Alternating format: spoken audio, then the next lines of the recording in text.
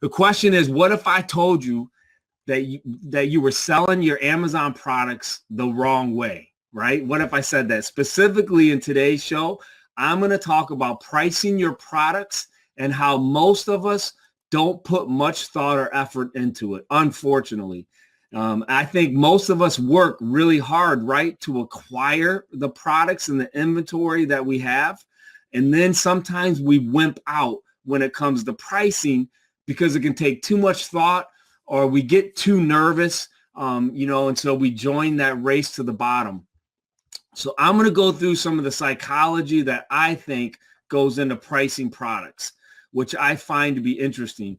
I think it's going to have some real life benefits for you and for your Amazon business. Now, one thing that I'm going to say before I go into this too is I reprice on my Amazon account 3 times a day. And so I'll go in the morning and I'll look at my inventory. I'll go in usually in the afternoon around 2 or 3. And then I'll go in the evening and look at my inventory again. I do use a repricer, so that helps me as well. But the reason why I mention that is you cannot just send your stuff in Amazon and then set it and forget it, right? Now, my private label items are a little different. I don't have to focus on those. But my items that are OA or my items that are RA, I absolutely must focus on those, and you'd need to too. Don't just send your stuff in and think that it's going to sell. You need to constantly be checking on those prices and have a pricing strategy for each product that you send in. You can't just send it in, set it, and forget it when you're not owning the buy box 100% of the time. All right. So I just want to say that up front. Look, before I get into the psychology, I want to say thanks for joining me. If you're watching this on YouTube, if you could just give us a thumbs up, hit the subscribe button, that would be awesome as well. I put a post in the Slamazon Bros Facebook group. We recently started a BYOB Bolo group. That stands for Bring Your Own Bolo.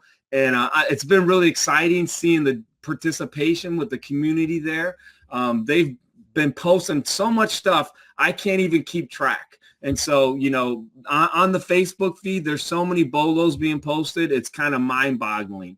So it's been a really cool group. If you're interested in joining that group, there is a wait list. I don't know if someone could put that wait list in the chat room. All right, cool. Looks like somebody just did. That is the BYOB group. So if you're interested in that, you can go look at it and sign up. It's definitely a lot of inventory opportunities that are being presented there. We do give preference to our mastermind members in that list. So if you want to go to the front of the line, you can check out our mastermind group by clicking on the link. We just had a great interview in the mastermind with a seller who did $670,000 worth of sales last year. Last year was his first full-time year selling on Amazon. And again, he did $670,000, which blows my mind because of how quickly you can scale up.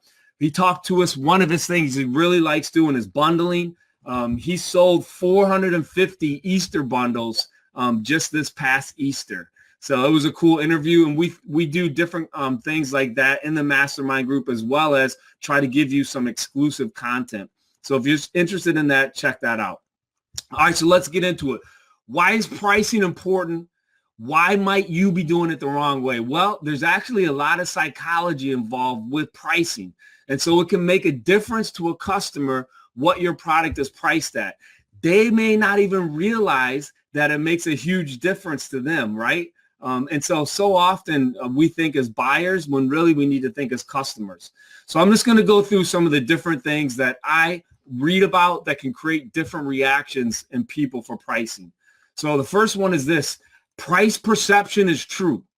I have a private label product that I price $20 higher than my other products, and they're basically the exact same thing. All right. So, picture this on Amazon. I got 2 products, exact same thing. One, all I do is I price it $20 higher. They don't sell as fast as my other ones, but that's okay because my margins on that one are good. And I guarantee you that one is being bought by customers who look at it and think, man, this one's $20 higher. This must be better, right? Now, I do believe that this particular ASIN is the best quality product on the market. And so, I don't have a problem with pricing it $20 higher, but it's really a perception, right? It's called prestige pricing. It's when people believe that the more expensive something or the higher quality it is, the more expensive it is, the higher quality it must be, even if it's really the same as the other products, right, in reality. So this doesn't work for products that are known to compete on price, but it does work for products that are seen as nice or luxury items, right? Curtis Batdorf, if you know him, he made a great observation in our mastermind group. And this is what Curtis said, and I think it bears repeating. He says, I know from a lot of eBay experience that price can have a very large effect on one's perception of quality and value. Also, as price drops, your customers tend to be harder to please. Those looking for the best bargains and customers that make buying decisions heavily weighted towards low prices also seem to be the most needy and require far more customer service. That is absolutely true. And I can tell you why. I have a case study. My product that's $20 higher, I never get it returned. Oh, and so those customers that are the customers that are not the bargain shoppers, they don't care, right? They want the best quality product and they are not the most needy customers. And so that observation that Curtis gave, I think is dead on, right? So here, that's the first one. Here's the second one. And this kind of goes off the last one. Ending your price with 9, it just sounds kind of silly to me. It's almost like an old tradition that everyone does. But apparently, according to studies, prices that end in 9 sell better than other numbers do often.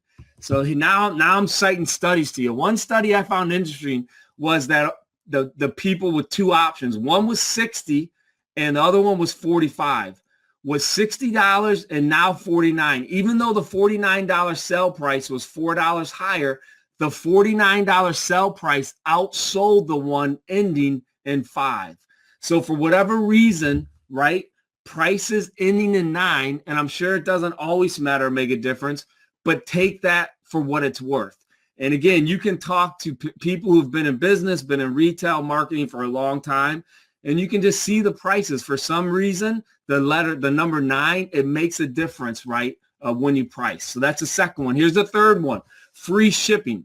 So if you do any merchant fulfilling, you may want to test out offering free economy shipping versus charging for shipping. Now that may seem small, right? But sometimes getting the free shipping can make a big difference to customers. And that's one of the reasons why people love Prime. So make sure when you do a merchant fulfilling, you factor in potential sales to faraway locations where shipping can really add up. That's usually what I'll do. I always offer free shipping, but I'll kind of calculate. I'll see how much it's going to cost me to send it to a faraway city in the state of Washington. And then that's how I'll calculate my price on that. But I always have free shipping. Another proof this matters to people, it's seen in the Amazon France market where sales in France were much lower than the rest of Europe because they had a 20-cent shipping charge on their orders that the rest of Europe didn't. So 20 cents doesn't seem like a lot, right? But people would rather pay for an item that costs 20 cents more and then get free shipping. So the following are techniques that if you're creating a listing, because they have to do with certain keywords that you use, if you aren't creating a listing, but you're just listing on the existing one, then you don't have much control over this, all right? So here it is. So if you're creating a listing, it's better not to ask customers to compare your price to competitors unless you are going to specifically say why yours is better, why it's cheaper. Just telling people that your price is cheaper than the competitor makes people feel like they're being tricked or that yours is not good. So make sure you take that into consideration when you're creating listings. So it's recommended you don't mention price or competitor's price in your listing anywhere unless you're trying to specifically say why yours is cheaper and better. So this is what I personally think too. Emphasizing time saved, right?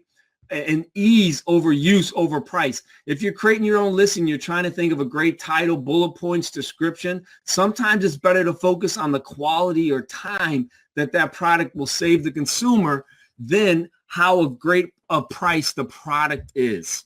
And so that's what I'll tend to focus on a lot when I create my listings for my private label items. People like to connect their buys with personal feelings about what the product does for them. So make sure you try to connect right with those personal feelings. That's huge. Again, if you're making listings, I hope you heard that. Go back if you didn't, because you want to connect with feelings. When you're creating those listings, set the manufactured retail price higher. Some people don't like this trick, right? Is what I'll call it. But, you can call it whatever you want. But there's a reason why so many stores still mark their prices really high, and then they give you a discount. It's because people don't like to think that they're paying full price. I know I don't, and I'm sure you don't either. So when you're creating a listing, you have that option, right, to set the MSRP.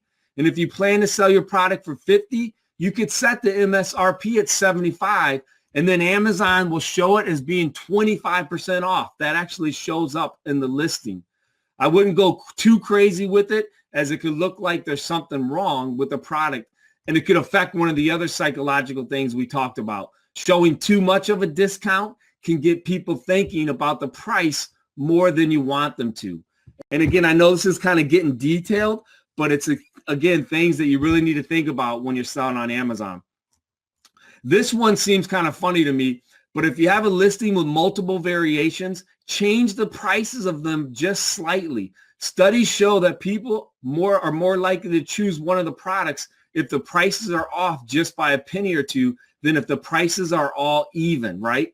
This is because if the prices all look the same, people don't always know what option to pick. But when you price them slightly differently, they can more quickly make a buying decision. And this may or may not apply to your various situation, and I'm not sure how helpful that'll be, but it's definitely worth a thought when you're creating products, parents, and child listings with variations, all right? So those are just some of the quick 7 psychological things you need to take into account when you're pricing, right? And different strategies involved. But more than anything, what I want you to realize is this, okay? As an Amazon seller, you have to be monitoring your prices constantly, okay? Again, I said it at the very beginning. I check mine 3 times a day. First thing when I wake up, again between 2 and 3 o'clock, and again in the evening before I go to bed. My private label listings, I don't. All of my online arbitrage, all of my retail arbitrage, all of my wholesale, I always monitor those. You cannot just send something in and think that it's going to sell.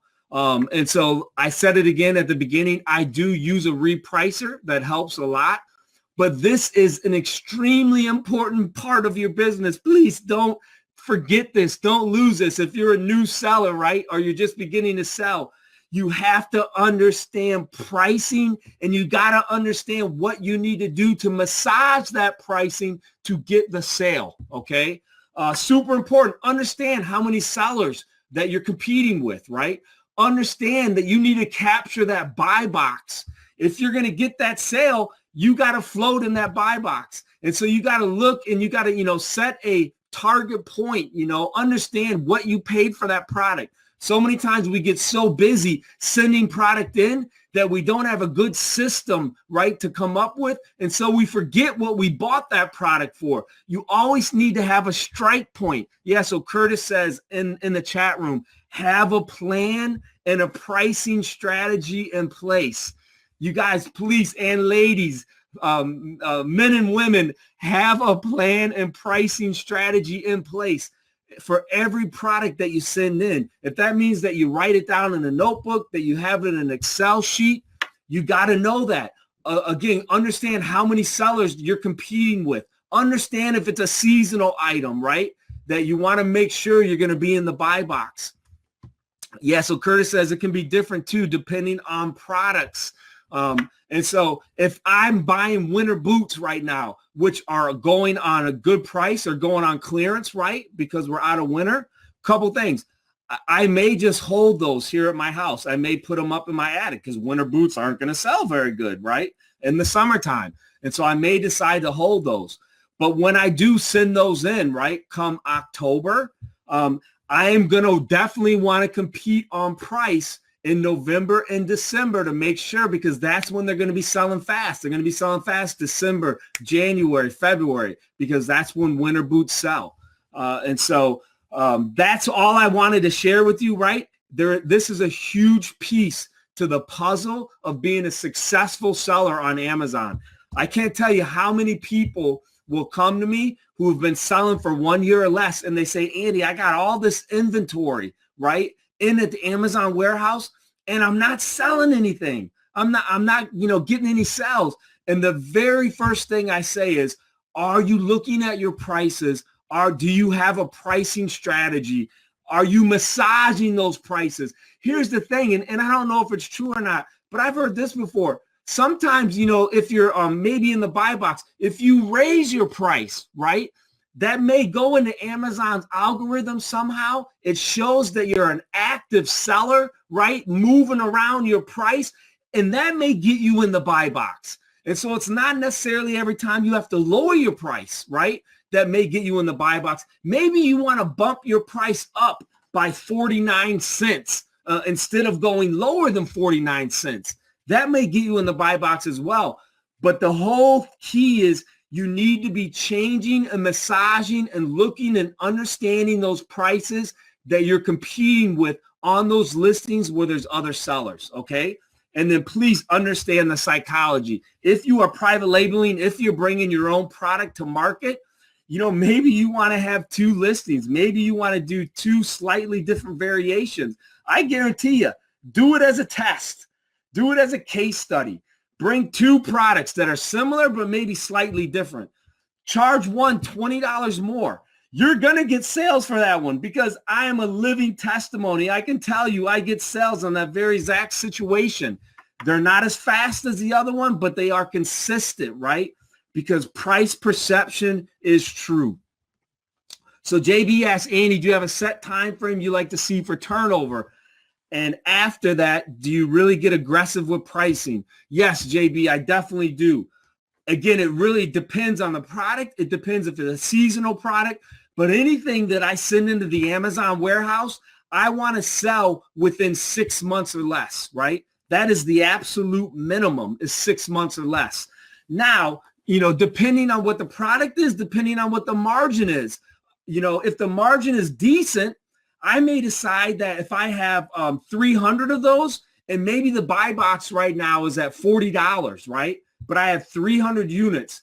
I may decide to lower that. I may decide I want to blow those out. And so I may lower the price by $30. Again, if my margin is still good, well, what that's going to do is that's going to create more sales, right? And so, maybe the rank at this $40 sales price is 80,000. Well, if I lower that to $30, that rank will come down to 40,000. And so that means I'm going to move those products quicker. And so you definitely have to understand, and yes, for sure, have a time frame that you want to see turnover. Now, that doesn't mean that you got to get worried. And I'm going to specifically talk about shoes here because shoes are tricky. And I see a lot of new sellers that will send shoes in and they get scared. And so they'll just start to tank the price. Shoes sometimes are like you're going to hold those for 3 to 4 months, right? Because of all the multiple variations, the sizes, the colors, you may not get that specific customer for 3 to 4 months. And so just understand that when you're dealing with clothing, when you're dealing with shoes, because of all the variations, it gets a little trickier and it gets a little harder when you're really working with pricing. That's kind of like next level stuff. Now, a lot of sellers are doing it very successfully, but just understand clothing and shoes are a little tougher. All right. So look, guys, that's all I had today. Sorry that I probably got a little too excited, but I have learned this from Curtis, who's in the chat room. Curtis is always telling me, he's saying, look, Andy, you got to watch your pricing. You got to continually look at your pricing and have a pricing strategy. And I believe that full 100%. And so when you are selling on Amazon, with your products, make sure you guys have a pricing strategy. All right. So that's all I had today. Thanks a lot, you guys, for hanging out with me. I hope that helps as you get your inventory in and as you look at your pricing strategy. Have a great rest of your Wednesday. Appreciate you guys. Thanks.